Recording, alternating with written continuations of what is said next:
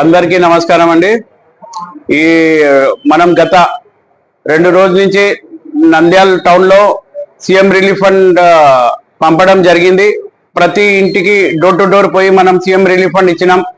చాలా మంది చాలా ఆనందంగా ఫీల్ అయినారు। సీఎం మనం డోర్ టు డోర్ పోయి ఇస్తే మనం గ్రామాల్లో కూడా ఇద్దాం అనుకున్నాం, కానీ మన గ్రామాల్లో ఏమంటే చాలా ఒక గ్రామం నుంచి ఒక గ్రామం వెళ్తే చాలా దూరం అవుతుందని దానికోసం next time CM relief fund గ్రామాల్లో కూడా ఇంటికి తెచ్చిస్తామని।